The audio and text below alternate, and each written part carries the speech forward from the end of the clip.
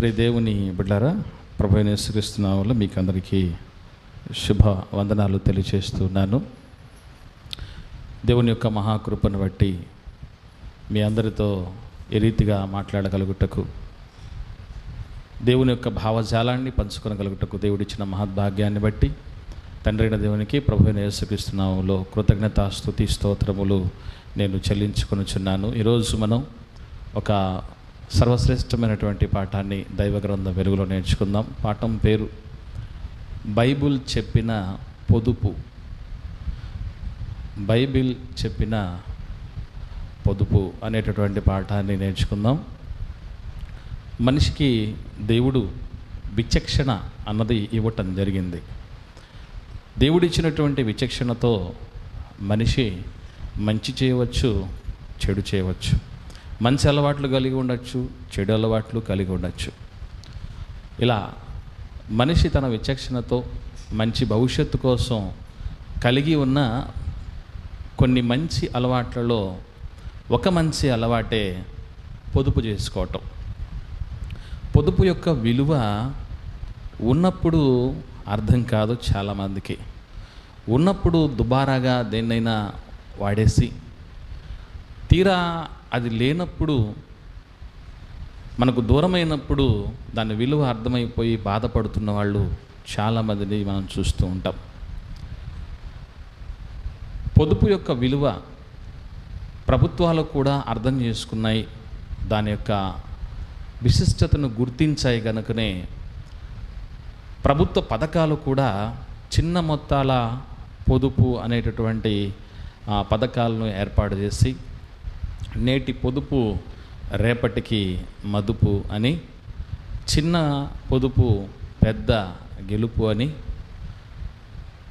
భవిత బంగారం అయిపోతుంది నేటి పొదుపు చేస్తే, చిన్న మొత్తం భవిత బంగారం అని రకరకాలైనటువంటి నినాదాలు ఏర్పాటు చేస్తూ సమాజంలో ప్రభుత్వం కూడా ప్రజల్ని చైతన్యవంతులుగా చేస్తూ, మీరు మీ సంపాదనలో కాస్త పొదుపు చేయండి, భవిష్యత్తుకి అది ఎంతగానో ఉపయోగపడుతుందని చెప్తున్నటువంటి విషయాలు మనకందరికీ తెలుసు. పొదుపు చేయటంలో మొట్టమొదటిగా డబ్బును పొదుపు చేయాలి అన్నటువంటి ఆలోచనలు ఎక్కువ మంది చేస్తూ ఉంటారు. డబ్బును మాత్రమే కాదు, డబ్బుతో పాటుగా చాలా వాటిని కూడా మనం పొదుపు చేయవలసినటువంటి పరిస్థితి ఉంటుంది. ఆహార పదార్థాలని పొదుపుగా వాడాలి. ఆహార పదార్థాలను కూడా పొదుపుగా వాడకపోతే ఏం జరుగుతుంది? డబ్బును పొదుపుగా వాడకపోతే ఏం జరుగుతుందంటే, ఈ రెండింటికి డబ్బును పొదుపు చేస్తే ధనవంతులు అవుతారట, ఆహారాన్ని పొదుపు చేస్తే ఆరోగ్యవంతులు అవుతారట. కాబట్టి డబ్బును పొదుపు చేయటం ఎంత ముఖ్యమో, ఆహారాన్ని పొదుపుగా, అంటే ఆహారాన్ని పొదుపు చేయటం అంటే ఎంత అవసరమో శరీరానికి అంత తినటం అని. అంత మాత్రమే కాదు, చాలా సందర్భాల్లో మరి ఆహారం వృధా చేస్తున్న వాళ్ళు చాలామంది ఉంటారు. కొన్ని హోటల్స్లో మనం గమనించగలిగితే అన్నం గురించి చెప్తూ, ఇది పరబ్రహ్మ స్వరూపము, దీన్ని వృధా చేయకండి, కావలసినంత పెట్టించుకోండి అని అక్కడ గోడల మీద కూడా రాస్తూ ఉంటారు. ఏది ఏమైనా గుర్తుంచుకోవాల్సిన ప్రాథమికమైన విషయం ఏంటంటే, ఆహారాన్ని వృధా చేయకూడదు, ఆహారాన్ని అధికంగా కూడా తీసుకోకూడదు. అలాగే ధనాన్ని విషయంలో కూడా అనవసరమైనటువంటి ఖర్చులకు పోతున్న వారు చాలామంది ఉంటారు. మరి ముఖ్యంగా డబ్బును పొదుపు చేయని పరిస్థితులు, లేక అనవసరమైనటువంటి వాటిని అవసరం లేకపోయినా కొని తెచ్చుకోవటం వెనక ఉన్నటువంటి ముఖ్యమైన కారణాల్లో ఒకానొక కారణం ఏంటంటే, హంగులకు ఆర్భాటాలకు వెళ్ళటం. మరొక కారణంగా మనం చూడగలిగితే ఇతరులతో మనం పోల్చుకోవటం. ఈ రెండు కారణాలను బట్టి మనిషి డబ్బును పొదుపు చేసుకోలేకపోతున్నాడు. చిన్న చిన్న అవసరాలకు కూడా అలాంటి వాటి అవసరతలు తీర్చుకోలేక ఇబ్బందులు పడుతున్నటువంటి పరిస్థితులు మనం చూడగలం. అవసరం లేకపోయినప్పటికీ మన ఇంట్లో ఒక హంగు ఉండాలి, ఒక ఆర్భాటానికి మనం వెళ్ళాలి అని, వాళ్ళ దగ్గర ఉన్నాయి, వీళ్ళ దగ్గర ఉన్నాయి, మన దగ్గర కూడా ఉన్నాయని, ఉండాలి అని ఆలోచించి, అవసరం లేకపోయినా ఈవెన్ ఈ మధ్యకాలంలో ఫైనాన్స్ వచ్చింది కదా, అంటే వంతుల వారీగా వడ్డీ కట్టి తీసుకునేటటువంటి పద్ధతులు వచ్చాయి. దీనివల్ల కూడా వీటన్నింటినీ కట్టుకోలేక ఇబ్బందులు పడుతున్న వాళ్ళు కూడా చాలామంది ఉన్నారు దేవుని పిల్లారా. ఇట్లా డబ్బు విషయంలోనూ, అలాగే తిండి విషయంలోనూ, ఇక నీళ్ల విషయంలో కూడా నీటిని వృధా చేయొద్దు. జలము జీవనాధారము, దాన్ని మనం జాగ్రత్తగా కాపాడుకుందాం. ట్యాప్ తిప్పి మన పనులు మనం చూసుకోకుండా బకెట్లలో నీళ్లు పట్టి ఆ బకెట్ నీళ్ళు అయిపోయిన తర్వాత మళ్ళీ బకెట్ పట్టుకొని పని చేసుకుందాం అనే మాటలు, అలాగే ఎక్కడైనా పైపు లైన్ తెగిపోయినప్పుడు కానీ, లేదా ట్యాప్ ఓపెన్ చేస్తున్నప్పుడు కానీ నీళ్లు వృధాగా పోతూ ఉంటే దాని విషయంలో జాగ్రత్త పడండి. దగ్గరలో ఉన్న పంచాయతీ వాళ్ళకి తెలియపరచండి. మీకు అవకాశం ఉంటే ఏమన్నా ఆ వృధా పోకుండా చూడడానికి ప్రయత్నం చేయండి అని చెప్పటం రకరకాలుగా మనం చూస్తూ ఉంటాం. అంత మాత్రమే కాకుండా విద్యుత్ విషయంలో కూడా పొదుపు చేయాలి అని చెప్పేటటువంటి పరిస్థితులు కూడా మనం చూస్తున్నాం. మీ ఇళ్ళల్లో CFL బల్బులు వాడండి అని చెప్పటం. ఈ మధ్యకాలంలో తక్కువ పవర్ బిల్ రావాలంటే ఇది ఒక డివైస్ మా దగ్గర ఉంది, ఇది మీరు కొనుక్కోండి అని చెప్పటం. అవసరం లేనప్పుడు లైట్లు, ఫ్యాన్లు ఆపేయండి, బంద్ చేయండి అని చెప్పటం. ఇలా రకరకాలైనటువంటి విషయాలు, విద్యుత్తును పొదుపు చేయాలని, ఆదా చేయాలని, నీటిని పొదుపు చేయాలని, ఆహారాన్ని పొదుపు చేయాలని, డబ్బును పొదుపు చేయాలని, రకరకాలైనటువంటి వాటి విషయంలో పొదుపులు మనం కలిగి ఉండాలని చెప్తూ ఉన్నారు. ఇది ఒక విషయం అయితే మనం ఆలోచించగలిగితే దేవుని పిల్లారా, బైబిల్ గ్రంథంలో కూడా దేవుడు పొదుపు గురించి ఎన్నో విషయాలు చెప్పాడు. ముఖ్యంగా ఈ పాఠాన్ని 2 విభాగాలుగా మనం విభజించుకోగలిగితే, మొట్టమొదటిది బైబిల్ కూడా వేటిని పొదుపు చేయమని చెప్పింది, అందులో మనం ఇప్పటివరకు ఆలోచించిన వాటిలో డబ్బు పొదుపు అన్నది ఒకటి ఉంది. దాని తర్వాత రెండో భాగంలో డబ్బునే కాకుండా దానికంటే విలువైనటువంటి వేటిని పొదుపు చేసుకోమని దేవుడు చెప్పాడు అనేటటువంటి విషయాలను మనం నేర్చుకుందాం. అసలు బైబిల్ గ్రంథం పొదుపు అన్న దాని గురించి ఏమైనా మాట్లాడిందా అని ఆలోచించగలిగితే, బైబిల్లో కూడా పొదుపు అన్నది మంచికి సంబంధించింది కనుక దేవుడు చాలా స్పష్టంగా దేన్ని వృధా చేయొద్దు అని చెప్పడం కూడా జరిగింది. దేవుడికి కూడా వృధా అయిపోవడం ఇష్టం లేదు. 3 ఏళ్ల నుంచి ఈ అంజూరపు చెట్టును చూస్తున్నాను, దీని సారం ఎలా వ్యర్థమైపోవాలి అని దేవుడు బాధపడ్డట్టుగా మనం చూస్తూ ఉంటాం. అంటే వృధా అయిపోవటం మంచిది కాదు అన్నది, చెయ్యకూడదన్నది దేవుడు చెప్పినటువంటి సత్యం. అసలు పొదుపు అన్న దానిలో ఒక అబ్రివేషన్ కూడా మనిషికి కనుగొనడం జరిగింది. ఏమిటి పొదుపు అన్న దానిలో కనుగొన్నటువంటి ఒక అబ్రివేషన్ ఏంటంటే, పో అంటే పోగొట్టు, దు అంటే దుబారాను, మళ్ళీ పు అంటే పూర్తిగా అని అర్థం అంటారు. పోగొట్టు, దుబారాను, పూర్తిగా అన్నదే పొదుపట. ఈ దుబారా అన్నది చాలా వాటిలో మనం చూస్తూ ఉంటాం. చాలామంది డబ్బులు ఎక్కువ ఉంటే నీళ్ళప్రాయంగా ఖర్చు పెట్టేటటువంటి వాళ్ళు, ఉచితంగా నీళ్ళు వస్తూ ఉంటే వాటిని వదిలేసేటటువంటి వాళ్ళు, ఉచితంగా పవర్ వచ్చిందనుకోండి, కొన్ని పల్లెటూరు ప్రాంతాల్లో ఉచితంగా పవర్ వస్తుంది. ఇలా ఉచితంగా పవర్ వస్తున్నటువంటి సందర్భంలో మీరు గమనించగలిగితే, ఎట్టి పరిస్థితుల్లోనూ వాళ్ళు దాని మీద నియంత్రణ చేయాలన్న ఆలోచన ఎవరు చేయరండి. అంటే ఎప్పుడు లైట్లు వెలిగే పరిస్థితి మనకు వద్దు, ఎందుకంటే దానివల్ల సమస్య అవుతుంది, భవిష్యత్ తరాలకు ఇబ్బంది అవుతుందనే ఆలోచనలు ఎవరు చేయరు. ఉచితంగా వచ్చిందంటే అసలు విలువే లేకుండా చూస్తారు. ఏది ఏమైనా కూడా గుర్తుంచుకోవాల్సిన విషయం, మనిషి కష్టపడకుండా కూర్చుని తింటూ ఉంటే కొండలైనా కరిగిపోతాయట. ఆర్భాటాలకు వెళుతున్న వాళ్ళు కూడా చాలామంది ఉన్నారు. దీనివల్ల సమస్య. చాలామంది ఎట్లా ఉంటారు అంటే, మింగను మెతికి లేకపోయినా ఏ స్థితిలో ఉండాలనుకుంటారు, మీసాలకి సంపెంగ నూనె వాడాలంటారట. ఇదేంటిది? అసలు ఎక్కడ ఉంటున్నాం మనం? ఎలాంటి పరిస్థితుల్లో ఉన్నాం? మన స్థాయి ఏంటి? మంచం ఉన్నంత వరకే కాళ్ళు చాపుకోవాలి అన్నటువంటి పరిస్థితులు కూడా పెద్దలు చెప్పినటువంటి మాటలు ఉన్నాయి. మంచిది. ఏదైనా సరే బైబిల్ గ్రంథం డబ్బు విషయంలో చెప్పిన పొదుపేంటి అన్నది మొదటి భాగంలో మనం ఆలోచించి, దీనికంటే మరీ ప్రాముఖ్యంగా మరి వేటిని పొదుపు చేయమని చెప్పినది అన్నది మనం గమనిస్తూ ముందుకు సాగుదాం. బైబిల్లో చూద్దాం. బైబిల్ చెప్పినటువంటి మాట డబ్బు విషయంలో పొదుపు చేయాలా చేయకూడదా ఏంటి అన్నది మనం ఆలోచించగలిగితే, సామెతల గ్రంథం 31వ అధ్యాయం,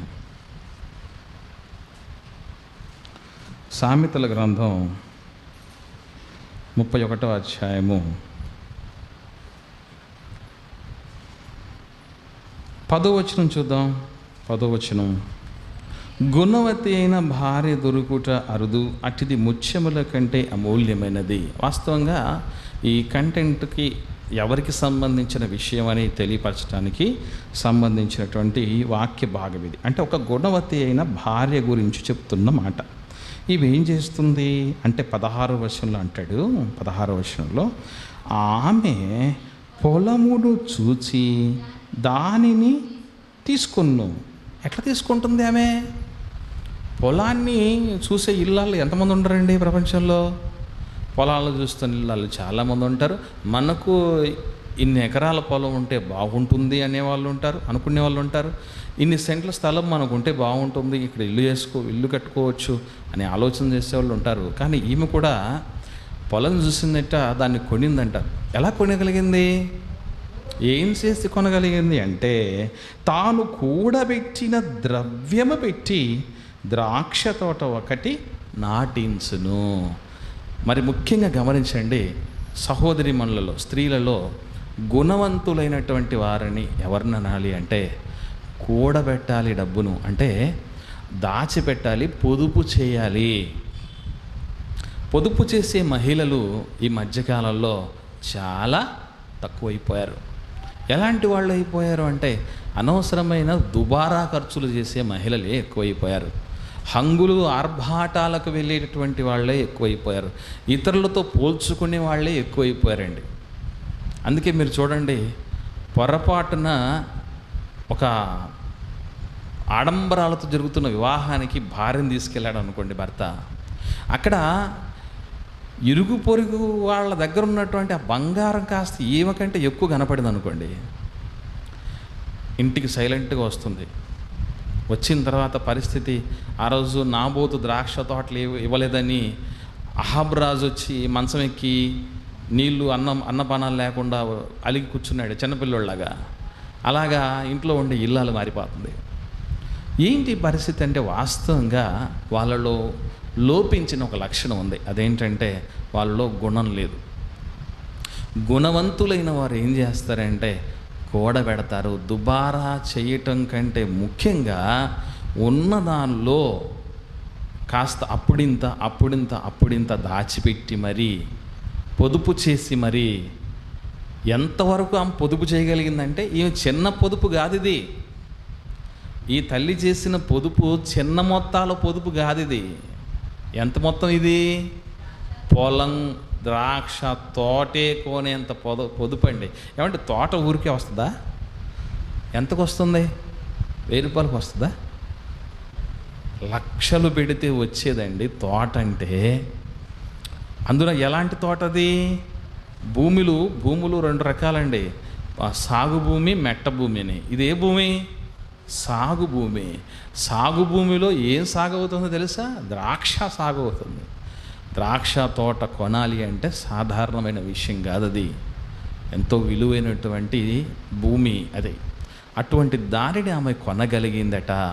మీరు గమనించగలిగితే, ఇందు మూలంగా ప్రతి స్త్రీ, మరి ముఖ్యంగా క్రైస్తవ స్త్రీ తెలుసుకోవాల్సిన విషయం ఏంటంటే, ఇప్పటికీ మీరు పుట్టి పెరిగిన తర్వాత ఈ వయసు మీకు ఎంత వయసు? 20 ఏళ్ళు, 30 ఏళ్ళు, 40 40, 50, 60 ఉంటుంది. ఏమైనా కూడబెట్టింది ఉందా? మొదటి పాయింట్. రెండవది, మీరు కూడబెట్టిన దాంతో ఏం కొనుక్కున్నారు? కొందరు ఉంటారండి, పిల్లలు ఏం చేస్తారంటేనండి, చిన్నపిల్లల నుంచి కిడ్డీ బ్యాంక్ అనేది ఏర్పాటు చేస్తుంది చిన్నపిల్లలకు సంబంధించి. వాళ్ళు ఏం చేస్తారంటే, హుండీ అని అంటాము. కిడ్డీ బ్యాంక్ అంటే ఏదో అనుకోకండి, హుండీల్లో మనం అప్పుడింత డబ్బులు వేస్తామే, అదే కిడ్డీ బ్యాంక్ అంటే. చిన్నపిల్లలు కనుక కిడ్స్ అంటారు కాబట్టి కిడ్డీ బ్యాంక్ అని పేరు వచ్చేస్తుంది. వీళ్ళు ఏం చేస్తారంటే, డబ్బులు ఇంత అయింది అనుకోండి, ఒక 100 200 అయింది అనుకోండి, దాంతో ఏం కొనాలనుకుంటారు తెలుసా పిల్లలు? రోజు ఏం కొంటారో దాన్నే కొనాలనుకుంటారు, అంతే కదా. రోజు బొమ్మలు కొంటూ ఉంటారు, మళ్ళీ బొమ్మలే కొనాలంటారు. దాంతో రోజు తిండికి సంబంధించి కొనాలనుకుంటారు, మళ్ళీ తిండికి సంబంధించి తీసుకోవాలనుకుంటారు. కానీ ఒక మంచి పని కోసం ఈ పొదుపును వాడదాం అన్నటువంటి ఆలోచన ఎవరికి ఉండదండి. పొదుపులో నేను జాయిన్ అయ్యాను అని చెప్తుంటారు చాలామంది సహోదరులు. పొదుపు వచ్చింది, ఓకే, లోన్లు వస్తాయి, పొదుపు లోన్లు. ఈ పొదుపు లోన్లు దేనికి వాడతావు? నిజంగా ఇక్కడ మీరు గమనించగలిగితే ద్రాక్ష తోట కొనగలిగినటువంటి పరిస్థితి ఒక స్వార్థంతో కాదండి. ఆమె ఎలాంటి భక్తిపరురాలు అంటే బైబిల్లో అక్కడే రాయబడింది. ఆ గుణవతి అయిన భార్య ఎందుకైంది అంటే, యెహోవా యందు భయభక్తులు కలిగిన స్త్రీ కొనియాడబడును అని ఇదే 31వ అధ్యాయంలో చివరి మాట మనకు తెలియపరుస్తుంది. 30వ వచనంలో, అందము మోసకరము, సౌందర్యము వ్యర్థము, యెహోవా యందు భయభక్తులు కలిగిన స్త్రీ కొనియాడబడును. మీరు గమనించండి, యెహోవా యందు భయభక్తులు కలిగిన స్త్రీ అని ఎలా చెప్పగలం? స్వార్థానికి పొలం కొనటం కాదు, అందులో కూడా దేవుడి మహిమకరమైన కార్యాలు. ఏ పని చేస్తూ వచ్చిందో తెలుసా అండి? ఆమె పేదవారికి సాయం చేస్తూ వచ్చింది అని రాయబడిందండి. పేదవారికి సాయం చేస్తూ వచ్చింది, భర్తకు మేలు తప్ప కీడే చెయ్యలేదు. తల్లులు నీవు పిల్లలు వచ్చి, కుమారులు వచ్చి నీవు ధన్యురాలు అని అన్నటువంటి పరిస్థితులు. ఇంకొకటి ఏంటో తెలుసా? నోరు తెరిచి కృపగల ఉపదేశం చేయగలిగింది ఆ తల్లి. అంతే, భక్తిపరమైనటువంటి జీవితాన్ని కొనసాగిస్తూ ఏదైతే దాచిపెట్టి కొన్నదాంతో ఏదైతే ఇన్కమ్ వస్తుందో అదంతా కూడా దేవుడి సేవలో ఉన్న భర్తకు సహకారంగా, బిడ్డలను దేవుడికి కోసం ఉన్నతంగా ఎదిగించటంలో, ఆ పన్నులకు లేకుంటే ఇబ్బందుల్లో ఉన్న వారిని ఆదుకొనుటకు అదొక సాధనంగా, అదొక సోర్స్గా, సంపాదన ఇవ్వగలిగినటువంటి ఒక సాధనంగా దాన్ని కొనుక్కోవటం జరిగింది ఆ తల్లి. ఈరోజు మనలో ఎంతమంది సహోదరిమణులు అసలు ఆ దుంబారాన్ని కాస్త ప్రక్కన పెట్టి, ఇదిగో ఈ తల్లిలా గుణవతిలాగా, ఈ యెహోవా యందు భయభక్తులు కలిగిన దానిలాగా, ధన్యురాలులాగా, పతివ్రత ధర్మము కలిగినటువంటి ఆమెలాగా, కష్టించి పనిచేసగలిగినటువంటి స్థితిలాగా ఎంతమంది సహోదరిమణులు దాచిపెడుతున్నాం? ఆలోచన చేయండి దేవుని పిల్లరా. నాకు తెలిసిన ఒక సహోదరిమణి ఉంది. ఆ సహోదరిమణి ఎటువంటి కమిట్మెంట్ దేవుడి సేవ పట్ల కలిగి ఉంటుందంటే, నేను ఎలాగూ బయటకు వచ్చి సువార్త పరిచయం చేయలేకపోతున్నాను కుటుంబంలో ఉన్నటువంటి పరిస్థితులను బట్టి, భర్త వల్ల వచ్చే ఆటంకాలను బట్టి, కనీసం సువార్త సేవకైనా నేను సహకారాలుగా ఉండాలని ఆలోచించి బయటికి వెళ్ళి పని కూడా చేయలేని పరిస్థితి, ఇంటి నుంచి బయటికి అడుగుపెట్టలేని పరిస్థితి. మహా అంటే బైబిల్ చదువుకుంటుంది, ప్రార్థన చేసుకుంటుంది. అంతకు మించి వేటికి ఆమెకి అనుమతి లేదు భర్త నుంచి. ఆ టైంలో ఆమె ఆలోచించిన విధానం ఏమిటి అంటే, ఇదిగో ఉదయం టిఫిన్ కోసం ఇంత డబ్బని భర్త ఇచ్చిపోతాడు, మధ్యాహ్నం భోజనానికని ఇంత మీరు సరుకులు తెచ్చుకోండను, లేకపోతే పలానా వస్తువులు తెచ్చుకోండి, బట్టలు తెచ్చుకోండను, ఏవో కొన్ని ఇంటికి సంబంధించినటువంటి వస్తువులు కొనుక్కోండను చెప్పి డబ్బులు ఇచ్చిపోయినప్పుడు, ఎంత వీలైతే ఇంకా ఒకానొక సమయంలో ఆమె ఏం చేసిందంటే, తమ దగ్గర ఉన్నటువంటి 2 కూతుర్లకు కూడా ఇద్దరు కూడా టిఫిన్ తినడం మానేశారు. టిఫిన్కు సంబంధించి వచ్చినటువంటి ఆ డబ్బుల్ని, అన్ని విషయాల్లో కూడబెట్టినటువంటి డబ్బుల్ని ఇంత పోగు చేసుకోవటం, స్వచ్ఛమైన దేవుడి వాక్యాన్ని అందించేటటువంటి సేవకుడికి దాన్ని అందించి, అయ్యా మీరు సువార్త పరిచయం జరిగించండి, నేను ఇంతకు మించి ఏం చేయలేనని ఆమె ముందుకు రావటం జరుగుతుంది. దేవుని పిల్లరా, మీరు ఆలోచించండి, ఇంతవరకు మనం సంపాదించిన సంపాదన దేనికి పెట్టి వ్యర్థపరుచుకుంటున్నామో ఆలోచించండి. బట్టల కోసం దుబారా చేసేవాళ్ళు ఎంతోమంది, తిండి కోసం దుబారా చేసేవాళ్ళు ఎంతోమంది, ఇంట్లో ఉన్న వస్తువుల కోసం దుబారా చేసేవాళ్ళు ఎంతోమంది, వ్యసనాలకు డబ్బును దుబారా చేసేవాళ్ళు ఎంతోమంది ఉంటారు. కానీ ముఖ్యంగా దేవుని మహిమ కొరకు మనం పొదుపు చేసి ఒక చక్కటి సాధనాన్ని మనం ఏర్పాటు చేసుకొని దేవుడు సేవకు దడ్డుగా ఉండాలన్నటువంటి స్థితిలో ఎంతమంది తల్లులు ఉంటారు చెప్పండి. ఒక భక్తుడు ఉన్నాడు, తన విజయ రహస్యంగా ఆయన మాట్లాడుతూ చెప్పిన మాట ఏంటో తెలుసా? ఒకసారి చూద్దాం. 131వ కీర్తన గ్రంథం 131వ కీర్తనలో ప్రారంభం వచ్చేటప్పుడు చూడగలిగితే, యెహోవా నా హృదయము అహంకారము గలది కాదు, నా కన్నులు మీదు చూచునవి కావు. కన్నులు ఎక్కడ చూస్తాయి తెలుసా? మనిషి కన్నులు మీద చూసుకుంటూ ఉంటాయి. ఏ కళ్ళు చూసినా పైన ఉన్నోళ్ళే కనపడతారు, అందరం ఎక్కినోడే కనపడతాడు మనకి కదా, మనకంటే ఎక్కువ ఉన్నోళ్ళే కనపడతారు. నా కన్నులు మీదు చూచునవి కావు, నాకు అందని వాటి ఎందైనను గొప్ప వాటి ఎందైనను నేను అభ్యాసము చేసుకొనుటలేదు. అందని వాటి కోసం ఆశపడేటువంటి వాళ్ళు ఈ క్రమంలోనే దేవుడిచ్చినటువంటి విలువైన సమయాన్ని దుర్మార్గంగా దుర్వినియోగం చేసేవాళ్ళు ఎంతోమంది లేరు కదండి, ఉన్నారు కదండి. కాబట్టి అందని వాటి యందు అభ్యాసం ఎందుకు చేసుకోవాలి? అందనివి చాలా ఉంటాయండి. దేవుడిచ్చిందే మనకు చాలు అన్నటువంటి సంతృప్తి కలిగిన వాళ్ళు చాలామంది లేరు దేవుని పిల్లలారా. కిందికి వస్తే అంటాడు 2వ వచనంలో, నేను నా ప్రాణమును నిమ్మలపరుచుకొని ఉన్నాను, సముదాయించుకొని ఉన్నాను. ఏమి ఎట్లా ఆలోచన చేస్తున్నా అంటే ఒక మంచి ఎగ్జాంపుల్ చెప్పాడండి. చనుబాలు విడిచిన పిల్ల తన తల్లి యొద్ద ఉన్నట్లు, చనుబాలు విడిచిన పిల్ల ఉన్నట్లు నా ప్రాణము నా యొద్ద ఉన్నది. ఎప్పుడైనా మీరు చూసారా?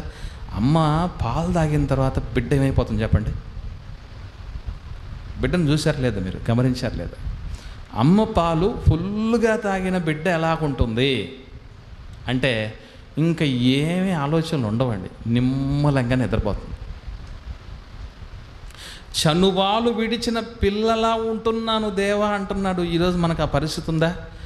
మన రకం ఎట్లా ఉంటుందంటే అండి, పరిగెత్తి మరీ పాలు తాగాలి, పరిగెత్తి మరీ రక్తం తాగాలి, పరిగెత్తి మరి ఏదో సాధించుకోవాలన్నటువంటి ఆలోచన ఉన్నాయి. కానీ అమ్మ పాలు తాగిన తర్వాత నిమ్మలంగా ఉన్న బిడ్డలాగా ఉంటాం మనం.